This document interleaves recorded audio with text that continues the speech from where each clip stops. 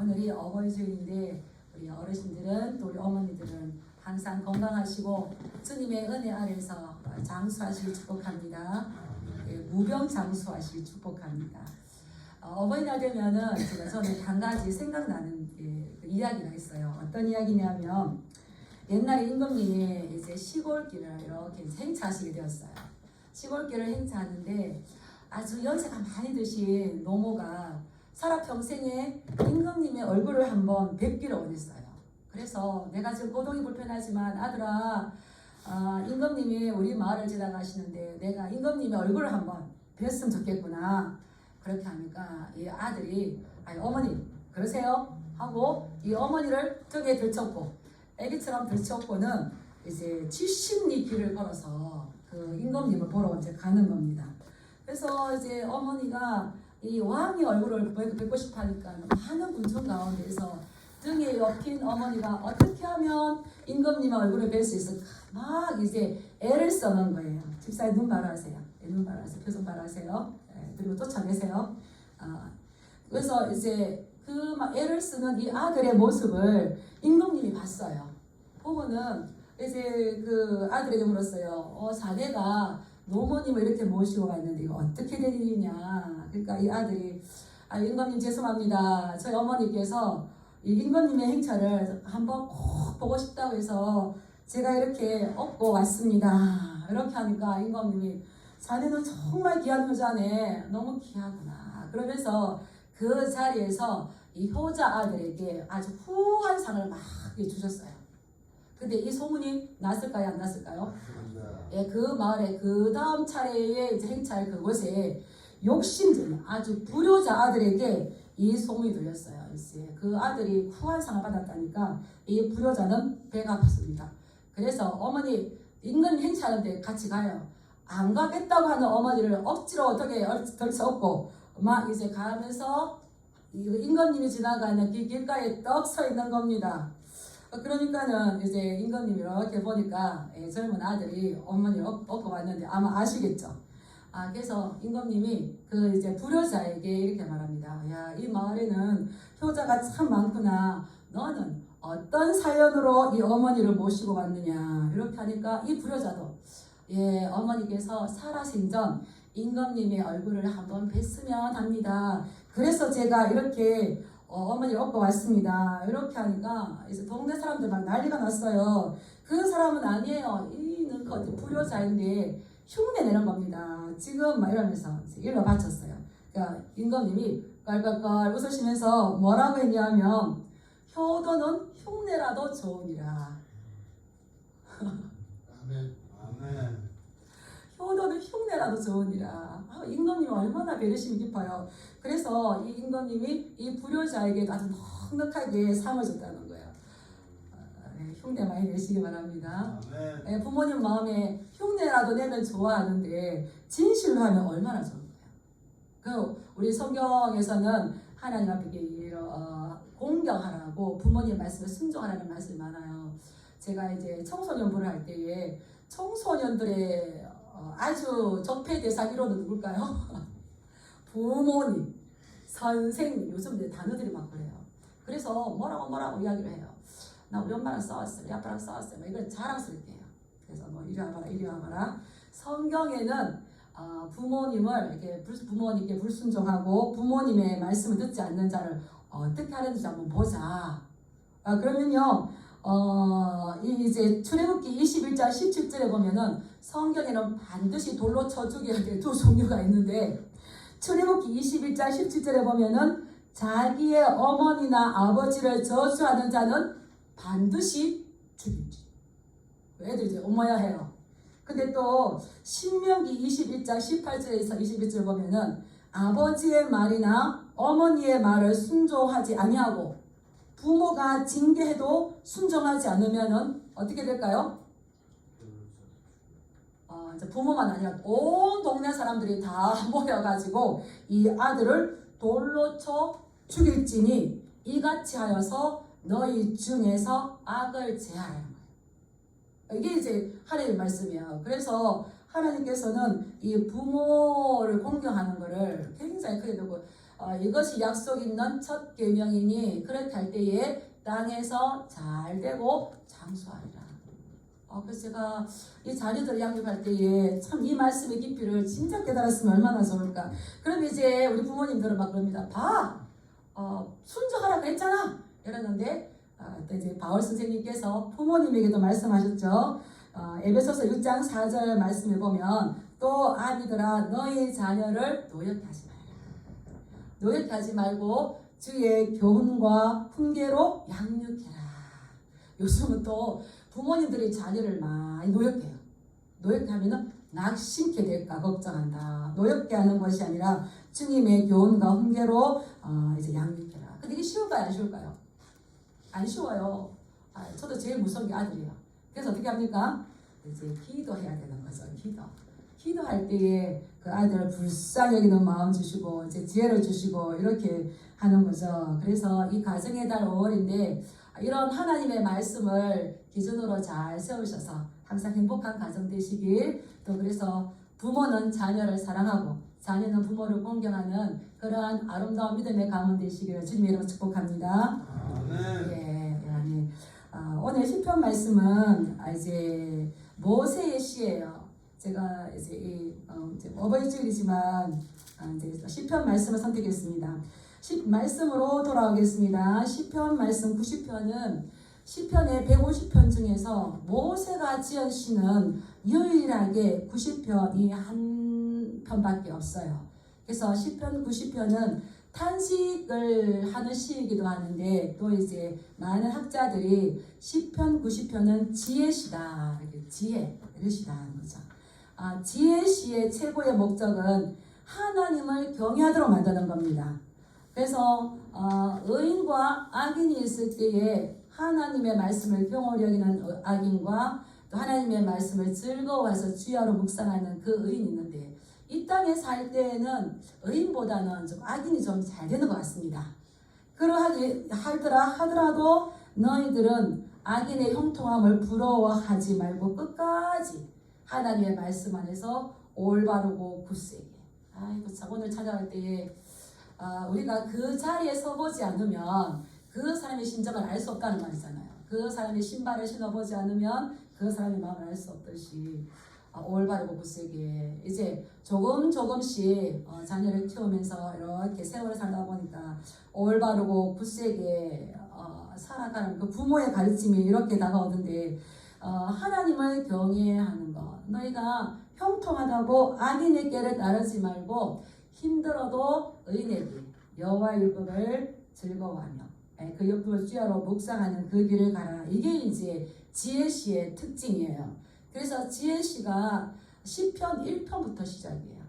그렇다면 시편 1편이 지혜로서 시편의 문을 열었다면은 150편까지 읽을 때에 너희는 이 시를 읽을 때에 뭘 발견하라? 지혜. 지혜를 발견하라는 거예요. 그래서 이 하나님의 말씀으로 지혜를 발견했을 때에는 악한 사람은 여호와께서 그들을 인정하지 않지만 의인들의 길을 여호와께서 인정하신다. 그래서 시편 1편 6절의 말씀에 무릇 의인들의 길은 여호와께서 인정하시나 악인들의 길은 망하리로다. 이걸 이제 우리 마음에 두셔야 돼요. 의인들의 길은 여호와께서 인정하십니다. 형통한 것 같고 잘 나가는 것 같지만 성경의 말씀에서는 악인들의 길은 어떻다고요? 망한다는 거예요. 그래서 내가 지금 하나님의 말씀 가운데 의인으로 가는가? 내가 지금 아닌 것 같은데 악인으로 가는가? 우리 영적인 자가 점검이 있어야 되겠죠. 그때에 이런 지혜를 배울 때에 지혜를 알게 될 때에 하나님에 대한 지식이 늘어난다는 겁니다. 모세는 하나님을 어떤 분이라고 했냐면 우리 1절 2절 말씀 한번 읽어볼까요? 시작. 주여 주는 대대에 우리의 거처가 되셨나이다. 산이 생기기 전 땅과 세계도 주께서 조성하시기 전 곧 영원부터 영원까지 주는 하나님이시니라. 모세는 교훈하기 전에 하나님이 어떤 분이신지를 소개하고 있어요. 하나님은 대대의 영원 전부터 영원 후까지 우리의 하나님이신 거예요. 뿐만 아니라 그분은 오고 오는 세대 가운데 대대의 우리의 거처가 되셨대요. 거쳐. 이거 히브리어로 마온인데 이거는 우리가 어려움을 당했을 때에 위기를 당했을 때 우리의 안식처가 되어주시고 피난처가 되어주신다는 분이거든요. 그래서 이 모세가 이 시편을 지었을 때에는 아직 이스라엘 백성들이 출애굽하고 가나안 땅에 들어가지 못했습니다. 안식이 없었습니다. 그러니까 이 나그네 광야의 삶에서 얼마나 힘들었을까요? 그런데 이 모세는 우리 하나님이 대대에 너희의 거처가 된다. 너희의 안식처가 되고 너희의 피난처가 된다. 집이 있고 없고를 떠나서 우리 인생은 나그네인 줄 믿습니다. 우리 인생은 집을 짓고 살아도 우리는 이제 가야 될 나그네예요. 그래서 이 모세가 대대에 우리의 거처는 하나님이시다 이런 것처럼 우리 인생은 하나님의 집에 있을 때에 하나님 안으로 갔을 때에 하나님을 피난처로 삼았을 때에 참된 안식을 누릴 수가 있는 거죠. 그런데 거기에 비해서 우리의 인생은 어떠냐? 우리의 인생은 우리 3절 말씀 한번 읽어보겠습니다. 시작. 주께서 사람을 뒷걸로 돌아가게 하시고 말씀하시기를 너희 인생들은 돌아가라 하셨사오니 4절. 주의 목전에는 전년이 지나간 어제 같으며 밤의 한순간 같을 뿐입니다. 하나님은 영원하신 분이시고 그래서 영원 전부터 영원 후까지 영원하신다는 거예요. 너무 시간과 공간의 제약을 받지 않아서 우리가 이해할 수 없지만 하나님은 영원하시고 영원하시고 영원한데 영원 전부터 영원 후까지 영원하신 분이세요. 그래서 그분 안에는 천년이 지나간 어제 같아요. 이해가 가십니까? 근데 요 시편 기자가 뭐랬냐면 하나님은 영원하시기 때문에 천년이 지나간 어제 같은데 어제뿐만 아니라 어젯밤의 한순간 같아요. 이거 너무 스케일이 크죠? 어젯밤의 한순간뿐이고 그랬는데 우리 인생은 뭐라고요? 티끌이다, 티끌. 그래서 베드로가 그랬잖아요. 하나님은 천년을 하루같이 하루를 천년같이 여기신다는 건 너희가 잊지 말아라. 너희가 하나님 앞에서의 너의 자신 조심해라 이 말씀이죠. 하나님께서 천년 하루같이 하루 천년같이. 또 욕심 많은 사람이 있었어요. 예수님께서 베세다들에게서 물고기 2마리 보리떡 5개를 가지고 5,000명을 먹이시고 12바구니가 남았다. 이걸 이제 설교를 들었어요. 그래서 욕심만 2,000년이 하나님 저에게도 5병의 기적을 주세요. 5병의 기적을 주세요. 그랬어요. 드디어 하나님의 나라에서 음성이 들렸습니다. 뭐라고 했을까요? 하루만 기다려라. 근데 하루가 하나님 앞에는 어떻게 했다고요? 천년이 천년. 우리가 하나님을 알지 못하면 이런 넌센스가 있는데 하루만 기다려라. 이 천년인 거죠. 근데 이 하나님이 영원하신 분이시고 천년도 지나간 어제의 밤의 한 순간 같대요. 근데 우리 인생은 티끌입니다. 근데 티끌도 어떻게 할까요? 영원히 살지 못해요. 주께서 사람을 티끌로 돌아가게 하시고 말씀하시기를 너희 인생들은 돌아가라 하셨어요. 돌아간다는 말은 뭡니까? 이제 마지막이라는 거예요. 죽음으로 내려간다는 말이에요. 하나님께서 땅의 헐고로 사람을 빚어 만드시고 그 코에 생기를 후 불어넣어서 살아 움직이는 생명이 되게 하셨습니다. 그런데 그러하게 시험받은 피조물인 이 사람은 하나님의 말씀에 순종하기보다는 이 사단의 말을 따라갔죠. 그래서 이 죄로 인하여서 이 피조물은 한계 상황에 갇히게 되어서 무한하신 하나님 앞에서 이 인간은 유한하게 되었어요. 그래서 인간은 모든 것들이 유통기간이 있듯이 사람에게도 뭐가 있을까요? 유통기간이 있다는 겁니다. 너는 헐기니 헐고로 돌아가라. 아무리 잘 사는 것 같지만 우리 헐고로 돌아가야 돼요. 근데 또 이 시편 기자가 뭐랬냐면 주께서는 그들을 홍수처럼 쓸어 가신대요. 이스라엘 백성들 역사 가운데에서 하나님께서 모든 백성들을 홍수로 썰어버린 적이 있었어요. 뭐가 있었을까요? 노아 홍수. 이런 일들이 있을 때에 사람들은 아무것도 할 수가 없다는 겁니다. 또 이야기하는 거예요. 그들은 잠깐 자는 것 같으며 아침에 일어나는 풀 같은데 풀은 오래가지 못합니다. 아침에 꽃이 피어서 자라다가 낮에 뜨거운 땡볕에 시들시들해지다가 저녁 때면 어떻습니까? 말라는 거예요. 그러니까 이 천년도 살지 못하는 너희 인생이 천년을 어젯밤의 한순간처럼 여기시는 하나님의 계획을 알 수 있겠는가? 모른다는 거예요. 그래서 이 지혜를 배우라는 거죠. 그래서 이제 5절 말씀을 이렇게 우리가 이게 3번 읽어보면은 주님께서 생명을 거두어 가시면 인생은 한순간의 꿈일 뿐 아침에 돋아난 한 폭의 풀과 같이 사라져 갑니다. 인생은 꿈과 같습니다. 꿈과 같습니다. 옆에 이제 어르신들 계시면 한번 여쭤보세요. 오래 사신 것 같습니까? 많이 사신 것 같습니까? 어떻습니까? 아직은 그런 말 할 때 아니에요. 저도 여쭤봤어요. 한순간에 꿈일 뿐이래요. 그래서 우리는 이거를 배워야 되는 거예요. 이게 지혜인 거예요. 이사야 40장에 보면 하나님께서 이사야 선지자를 이렇게 부르시고 외치는 자여 너도 외쳐라. 외치는 자여 너도 외치라. 이사야 그래요. 하나님 제가 뭐라고 외쳐요? 너 나가 외쳐라. 우리 나가서 외치는 근본적인 말이 뭐냐면 뭐라고 외칠까요? 저도 찾아봤어요. 저보고도 외치래요.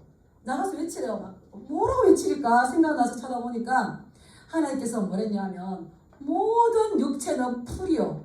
그의 모든 아름다움은 들의 꽃과 같다. 모든 육체는 풀이에요. 아침에 아침 이슬 조금 먹었고 막 팽팽하게 살아나요. 그런데 물을 주지 않으면은 정오에 그때 볕이 어떻게 될까요? 말라요. 그래도 그 돌보지 않으면은 이제 말라가지고 저녁에는 이제 시들어서 사람이 배버리잖아요. 너는 나가서 외쳐라. 모든 육체는 풀이다. 그 모든 아름다운 꽃이 잠깐 피었다가 없어지는 것 같다. 그런데 풀은 마르고 꽃은 시는데 여호와의 기운이 그 위에 부는 거예요. 하나님께서 사람의 코에 생기를 후 불어주셔서 호흡을 주셨지만 이 호흡을 가져가신 분이 누구라는 겁니까? 의사가 아니죠. 다른 돈이 우리를 호흡을 하게 한 게 아니라 생명의 주인은 하나님이신 줄 믿습니다. 아멘. 풀을 가꾸고 꽃을 가꾸고 돌보시는 그 하나님께서 돌보지 않으면은요 곧 시들어버려요. 백성은 진짜 풀이다. 그런데 풀은 마르고 꽃은 시들지만 우리 하나님의 말씀은 영원히 살아요. 그렇구나. 내가 나가서 전해야 될 거는 당신 아무리 지금 승승장구하는 것 같지만 곧 풀처럼 끝나는 인생입니다. 곧 끝나는. 이거를 이제 우리에게 전하라고 하는 거예요. 그래서 우리의 인생은 내가 틱거리구나 이거를 깨달으라는 겁니다. 이것이 지혜인 겁니다. 근데 우리의 인생은 이제 소멸되어 가는 거죠. 우리 7절 8절 한번 읽어볼까요? 7절 8절 시작. 우리는 주의 노예에 소멸되며 주의 분내심에 놀라나이다. 주께서 우리의 죄악을 주의 앞에 놓으시며 우리의 은밀한 죄를 주의 얼굴빛 가운데에 두셨사오니. 아멘. 이런 뒷걸갓도 같은데 그 살아있는 날 동안은 어떤 거냐면 우리 인생이 주님의 노예에 소멸되어 간대요. 점점 쇠약해져 간대요. 주님께서 노를 바라실 때는 우리가 두려워서 떨 수밖에 없죠. 그래서 9절 말씀에 다시 한번 넣어보면 우리의 모든 날이 주님의 분노 중에 지나가며 우리의 평생이 순식간에 다하였나이다. 왜 우리가 주님의 분노 가운데에 주님의 그 분내심에 우리가 순식간에 지나갈까요? 8절 말씀인 거예요. 8절 말씀 한번 읽어보겠습니다. 주께서 우리의 죄악을 주의 앞에 넣으시며 우리의 은밀한 죄를 주의 얼굴빛 가운데에 두셨사오니. 하나님께서 우리의 죄악을 주님 앞에 놓고 계시는 거예요. 주님 앞에 있다는 거예요. 근데 단지 누구만 모를까요? 나만 모르는 거죠. 우리 잘 모르는 거죠. 그리고 우리의 은밀한 죄를 주님의 얼굴빛 가운데 두셨다는 거예요. 그러니까 하나님은 사랑이 많으셔서 전혀 화를 안 내시는 분이다. 맞을까? 틀릴까요?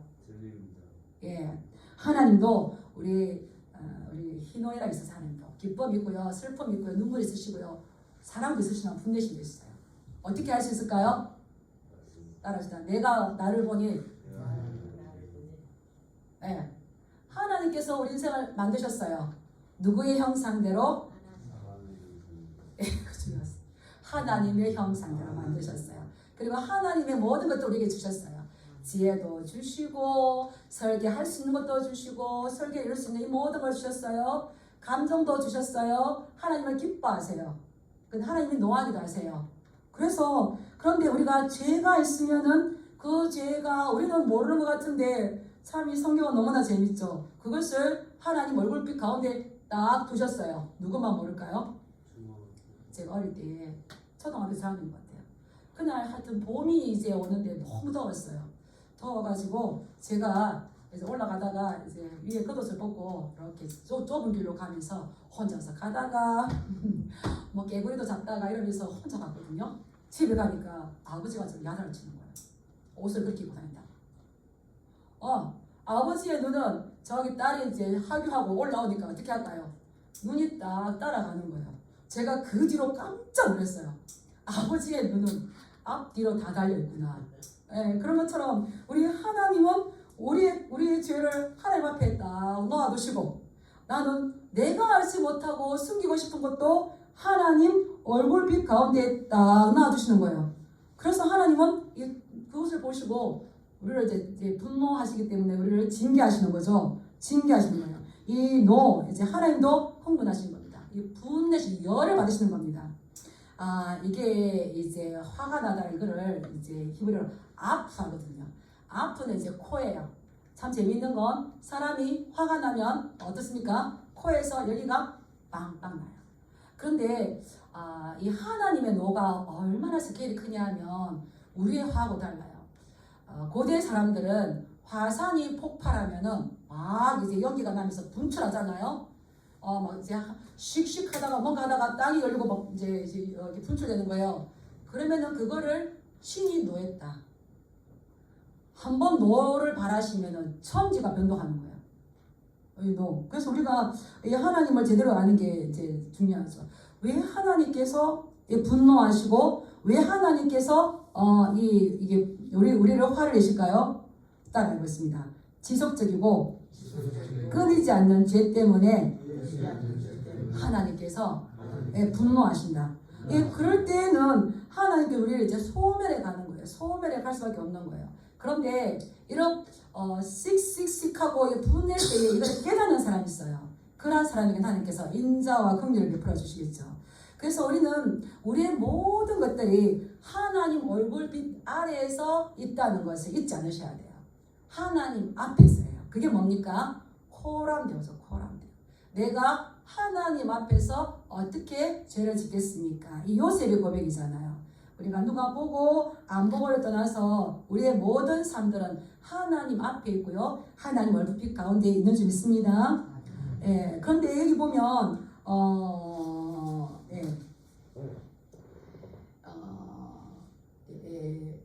말씀이 그래서 이제 하나님의 얼굴빛. 그러면 이제 그 다음에 우리 한번 읽어보겠습니다. 우리 이제 10절 말씀 읽어보겠습니다. 10절 시작. 우리의 연수가 70이요 강건하면 80이라도 그 연소와 자랑은 수고와 슬픔뿐이요 신속히 가니 우리가 날아가나이다. 이게 이제 우리의 연소가 70이요 강건하면 80 이게 나오는데 이제 시편은 우리가 그대로 탁 와닿는 게 좀 어렵기 때문에 제가 이제 또 공동 번역을 이제 여러 가지 이제 성경을 봤는데 공동 번역은 이렇게 적어놨더라고요. 인생은 기껏해야 70년, 근력이 좋아야 80년. 그나마 그이가 고생과 슬픔에 젖어서 날아가듯이 덧없이 사라지고 만다. 기껏해야 70년을 살 수 있는데 근력이 좋으면은 80년을 사는데 그나마 80년을 사는 것도 고생과 슬픔으로 살 수밖에 없고 이 시간도 날아가듯이 덧없이 가버린다는 거예요. 우리 지금 청년들이 볼 때는 70이고 80이면은 엄청 세월이 길어 보입니다. 근데 제가 이제 이렇게 반백을 받아 보니까 이건 너무 빠른 거예요. 그런데 이제 이 70, 80년 살아보신 이 어르신들의 뒤로 돌아보면은 이 시간이 길까요? 짧을까요? 어떻습니까? 오래오래 사신 것 같습니까? 잠깐인 거예요, 잠깐. 제가 오늘 이제 아침 식사당을 이렇게 준비하시는데 내가 어떻게 하고 누가 어떻게 건강하고 뭘 먹으면 건강하고 뭘 먹으면 안 아프고 뭘 먹으면 오래 살고 이렇게 하더라고요. 제가 속으로 이 말씀 준비하기 이렇게 봤기 때문에 우리가 연수가 70이고 근력이 좀 있기 끝에야 80을 살고 또 좀 더 잘 먹으면은 100살까지 산다 해봐요. 그러네 우리가 이게 지금 이제 이게 가는 겁니다. 지나가는 겁니다. 한숨을 쉬는 것처럼 지나갑니다. 아무리 건강하게 내가 좀 잘 먹고 무병하다 하지만 나이가 들수록 우리의 인생은 점점 어떻습니까? 쇠약해 가는 거야. 쇠약해. 이게 하나님의 계획인 거야. 쇠약해 가는 거야. 그래서 이 세월이 그러하게 쇠약해지고 쇠퇴해갈 수밖에 없는데 이것마저도 누군가가 화를 싼 것처럼 이게 막 급하게 가는 거야. 그럴 때 지혜가 뭔가 하나님의 얼굴빛 가운데에 우리를 두셨다면은 우리는 하나님의 얼굴을 구하는 자의 삶을 살기 축복합니다. 아멘. 역대상 16장 말씀에 보면은 여호와를 구하는 자마다 마음이 즐거울지로다. 여호와와 그의 능력을 구할지어다. 그의 얼굴을 항상 찾을지어다. 죄인들은 여호와의 얼굴빛 안에서 그 죄가 드러나지만 하나님 얼굴을 항상 찾고 항상 찾으면은 하나님께서 우리에게 가르쳐 주는 거죠. 어떻습니까? 마치 어린 아이와 엄마가 이렇게 대화를 해요. 그러면은 아이는 아직 어려서 뭘 몰라요. 그래서 이제 엄마가 마시려고 뜨거운 커피를 타놨어요. 그러면은 아이가 엄마를 바라보지 않고 자기가 그만 좀 했다가는 막 난리가 납니다. 커피 엎질러지고 컵 깨지고 엉덩이 쭉 맞아요. 그렇게 하고 난 다음에 이제 다시 커피를 마시고 놔두면 애가 뭐라 그럴까요? 엄마 얼굴 보는 거예요. 그럼 엄마가 뭐라 그럽니까? 이래요. 그러면 이제 웅덩이를 탕 한번 맞아봤던 애는 괜찮아요. 여기 이제 안 가잖아요. 그리고 또 이제 내가 만지고 싶은데 또 엄마 이거 어때? 하면은 엄마 어떻게 합니까? 얼굴이 안 돼. 그래서 하나님의 얼굴을 구할 뿐만 아니라 하나님의 얼굴빛이 어떤 표정인지를 우리가 봐야 된다는 겁니다. 하나님 도와주세요. 하나님 이것 주세요. 저것 주세요. 막 있어요. 해놓고는 나는 쳐받고 하나님 얼굴빛을 모르면은 내가 하나님의 뜻대로 구했는지 하나님이 기뻐하시는 구했는지 말씀을 구했는지 모르잖아요. 우리는 하나님의 얼굴빛이 어떤지 표정을 봤을 때에 아이가 엄마의 표정, 부모님의 표정을 받고 굳이 말하지 않아도 표정으로 안 돼. 그래? 엄마 알겠어. 이랬을 때에 애들도 알아요. 내가 엄마를 기쁘게 했구나. 내가 엄마의 말씀 잘 듣고 그래서 막 기분 좋아요. 그런 것처럼 우리도 하나님 얼굴빛을 보여야 돼요. 이제 5월달이 돼서 아이들에게 물었어요. 너희들이 부모님에게 효도라는 게 뭐라고 생각하느냐? 효도라는 게 뭐라고 생각하느냐? 아이들은 참 재밌는 대답했어요. 효도란 무엇인가 하니까 부모님의 마음을 속상하게 하지 않는 것. 너무 사랑스럽지 않아요? 부모님의 속을 썩이지 않는 것. 그래서 속을 썩이지 않고 엄마의 얼굴빛을 보고 아빠의 얼굴빛을 보고 손이 가다가도 뚝 하고 엄마의 말을 들었을 때에 그 아이가 행복한 것처럼 이렇습니까? 엄마의 마음과 아이의 마음, 아빠의 마음과 아이들의 마음이 서로 함께 되고 공유가 되었을 때에 그게 이제 서로 기쁜 거죠. 서로 즐거운 거죠. 하나님 앞에서도 이러하게 70이요 강건하면 80인데 이 수고와 슬픔뿐인데 그러한 가운데서도 이것을 듣고 깨닫는 자, 다시 말하면 슈브, 회개한 자, 돌이킨 자에게는 하나님께서 주시는 기쁨과 즐거움을 누릴 수가 있는 겁니다. 그런데 그러하지 않을 때에는 우리의 모든 날들이 주님의 노에 소멸되며 주님의 분내심에 놀라고 사라진다는 겁니다. 그래서 우리 인생이 이렇게까지 할 수밖에 없는데 하나님을 화내게 하지 않으려면 우리가 어떻게 해야 될까요? 따라하겠습니다. 죄를 짓지 않아야 한다. 죄를 짓지 않아야 한다. 죄를 짓지 않아야 한다. 죄를 짓지 않아야 한다. 근데 죄를 짓지 않는 게 가능할까요? 가능하지 않습니다.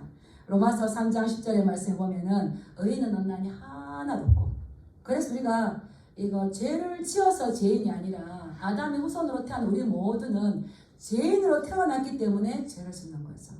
우리가 이 죄의 문제는 너는 누구도 해결할 수가 없어요. 그 죄의 문제를 해결하러 오신 분이 하나님 아들이신 예수님이지 않습니까? 그렇다면 이러한 이 죄를 지을 수밖에 없지만 그 가운데에서도 우리의 삶이 주님의 분내신 가운데 순식간에 가버리지 않도록 하기 위해서는 우리가 어떠한 삶을 살아야 되는가? 예, 우리 1절 12절 말씀 읽어보겠습니다. 시작. 누가 주의 노여움의 능력을 알며 누가 주의 진노의 두려움을 알리까? 우리에게 우리 날 계수함을 가르치사 지혜로운 마음을 얻게 하소서. 우리가 이러한 주님의 분내심과 주님의 노여움에 우리 평생에 순식간에 훅 한숨 쉬듯이 한잠 자고 나서시 훅 지나가지 않도록 하는 해결 방안은 뭐냐면 하나님을 제대로 알고 하나님 앞에 지혜를 구하는 삶을 살아야 된다는 겁니다. 11절에서 모세가 그랬죠. 누가 주의 노여움을 알며 누가 주의 진노의 두려움을 알릴까? 누가 알겠는가? 누가 알릴까? 아는 사람이 있다 없다? 없다는 거예요. 아는 사람이 없다는 거예요. 사람은 천성적으로 하나님이 왜 분노하시는지, 하나님의 분노의 그 위력이 얼마나 큰지에 대해서는 관심이 없어요. 깨닫지를 못하는 거죠. 그렇기 때문에 영적으로 무지합니다. 하나님에 대해서 무지합니다. 그래서 이 죄가 사망과 어떠한 관계가 있는지도 알지 못하여서 인간은 영적으로 무지하기 때문에 순간의 재미, 순간의 즐거움, 순간의 쾌락을 따라갈 수밖에 없습니다. 그런데 이 하나님의 진노, 노여움, 모세는 너무 잘 알죠. 모세는 너무 잘 알죠. 모세는 이스라엘 백성들이 430년 동안 애굽에서 종로 생활할 때에 10가지 재앙을 통해서 애굽 나라를 완전 이렇게 쉽게 말하면은 아작을 내요. 이제 초태세까지 사람뿐만 아니라 또 짐승의 모든 출생까지 다 죽게 해서 이제 끌어냈지 않습니까? 하나님의 이 노와 분내심이 얼마나 큰지 알아요.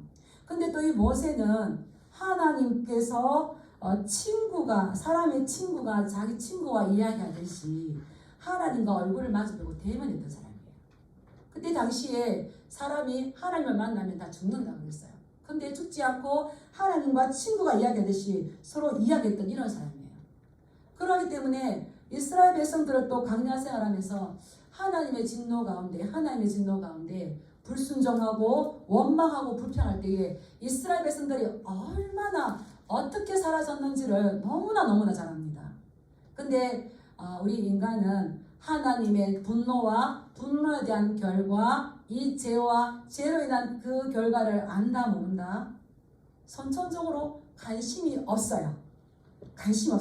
그런데 누가 주의 노여움의 능력을 알며 누가 주의 진노의 두려움을 알릴까? 누가 알 수 있을까요? 하나님께 지혜를 구하는 사람. 하나님의 말씀에 지혜를 구하는 사람. 그렇기 때문에 이 모세는 여호와여 우리에게 우리 나의 계수함을 가르치사 지혜로운 마음을 얻게 하소서.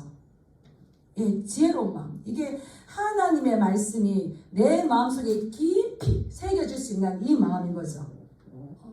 그래서 우리는 하나님을 알 때에 지혜로운 마음이 있을 때에는 하나님을 정확하게 알 수 있다는 겁니다. 하나님을 알게 될 때에 영원하신 그 하나님을 바라볼 때에 우리 인간은 틱거리구나. 잠시 왔다 가는구나. 우리가 주님의 기뻐하심에서 우리가 평안을 누릴 수가 있지만 주님을 분노하게 했을 때에는 우리가 순간적으로 사라질 수밖에 없는 짧은 인생이구나. 이 짧은 인생 가운데에 우리가 어떻게 살 건가? 이 모세는 우리가 잘 알다시피 40년을 바로 공주의 그 왕궁에서 왕자로 살았어요. 그러나 그의 마지막 40년은 하나님의 나라를 세우기 위해서 그의 삶을 드렸어요. 그래서 우리 또한 우리의 남은 날 하나님을 분노하게 했을 때 우리의 삶이 어떻게 될 것인가? 우리의 남은 날을 헤아려 보아서 내 위치를 정확하게 아는 거예요. 이것이 지혜인 줄 믿습니다. 아멘. 우리가 살다 보면 이제 어려움에 빠질 수가 있어요. 어려움에 빠져서 이제 판단을 잘못할 수도 있는데, 근데 이제 판단을 내가 잘못했다라고 했을 때에 그 잘못을 깨닫고 빨리 바로 잡을 수 있는 것이 이게 이제 지혜인 거죠. 이게 이제 능력인 거죠. 그런데 연구를 해보니까 대다수의 사람들은 이 자기의 자존심이 상하거나 체면이 깎이는 일이면은 내가 잘못하고 판단을 오판했다는 걸 알면서도 돌이키지 않는데요. 그래서 뭐 생존법 연구 결과 어떻게 살아가는가 이렇게 연구해 보니까 많은 사람들이 이렇게 오판했을 때에 길을 잃었을 때에 자기 자신을 구할 가능성이 큰 행동이 있음에도 불구하고 그 행동을 선택할 가능성이 가장 낮다는 거예요. 무슨 말 이해가십니까?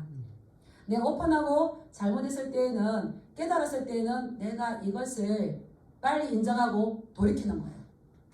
행동 수정이 나오는 이게 능력인데 내 자존심 때문에 내 체면 때문에 이것을 미루는 거예요. 그런 걸 위해서 더 발전할 수 있는 기회를 놓쳐버리는 거죠. 그래서 자기 자신을 구할 이 가능성이 가장 큰 행동을 많은 사람들이 가장 낮게 선택한다는 거죠. 뭐겠습니까? 내 인생을 내가 어떻게 좌지우지할 수 있다는 거죠. 다시 말하면은 100년도 못 사는 인간이 1000년을 어젯밤에 지나간 하루처럼 여기는 그 하나님의 일들에 대해서 좌지우지한다는 거죠. 우리의 인생의 모든 주권은 하나님께 있는 줄 믿습니다. 아멘. 네. 그럴 때에 하나님 여호와여 돌아오소서 언제까지니까 주의 정도를 불쌍히 여기소서. 우린 잠시 왔다 간다 그래요. 우리가 할 수 있는 것은 하나님 돌아오십시오. 근데 따라합니다. 너희가 돌아오면 내가 돌이키겠다. 하나님만 돌아오는 것이 아니라 같이 돌이켜야 되는 거예요. 너희가 돌아오면 내가 돌아오겠다. 여호와여 내가 돌이켰사오니 돌아오셔서 우리를 불쌍히 여겨주십시오. 그러면서 이제 뭐라고 말하냐. 우리 14절 읽어볼까요? 시작. 아침에 주의 인자하심이 우리를 만족하게 하사 우리를 일생 동안 즐겁고 평안하게 기쁘게 하소서. 예, 15절의 하반절에 보면 우리를 기쁘게 하소서. 또 16절에 보면 주의 영광을 그들의 자손에게 나타내소서. 그리고 너무 중요한 말을 합니다. 우리 17절 말씀 읽어볼까요? 시작. 주 우리 하나님의 은총을 우리에게 내리게 하사 우리의 손이 행한 일을 우리에게 견고하게 하소서. 우리의 손이 행한 일을 견고하게 하소서. 내가 내 인생의 주간을 70여 강건하며 80 그것도 순식간에 날아가는 이 인생을 살 때 우리는 아무것도 잡을 수가 없지만 이제는 하나님을 구하면서 하나님의 인자하심으로 우리를 일생 동안 즐겁게 하소서. 인자하심은 시편에서 반드시 따라 나와요. 인자하심과 선하심, 인자하심 이것이 하나님의 성품이죠. 인자하심은 헤세드, 헤세드는 언약적인 신실함. 하나님 우리가 돌이키겠사오니 언약을 지키겠사오니 주님께서도 돌이키셔서 하나님께서 우리의 삶을 기쁘도록 하나님의 영광이 드러나도록 우리를 견고하게 지켜주시옵소서. 아멘. 예, 내가 하는 것 같지만 이거 첫 순서가 다른 거죠. 주 우리 하나님의 은총을 우리에게 내리게 하사 우리의 손이 행한 일을 우리에게 견고하게 하소서. 그래서 내가 한다고 되는 것이 아니라 하나님께서 인정하시고 하나님께서 기쁨을 주시고 하나님께서 복을 주셔야 이것도 가능하구나 이걸 깨닫는 거죠. 우리의 손이 행한 일을 우리에게 이루어 주소서. 그래서 수고한 대로 거두시는 일들이 있기를 주님을 축복합니다. 아멘. 수고한 대로 거두게 하는 하나님께 크신 은인 거죠. 그럴 때 다시 우리는 어떻게 되겠습니까? 이 모든 일들을 하나님께서 하셨구나. 지혜. 하나님의 말씀 가운데 어떻게 돌아갈까? 어떻게 하나님을 구할까? 어떻게 하나님을 기쁘게 하실까? 하나님의 얼굴을 구하시기 바랍니다. 여호와의 얼굴을 구하는 자는 항상 마음이 즐겁다는 그 말씀 이루시길 축복합니다. 그래서 우리의 손이 행한 일을 견고하게 하소서.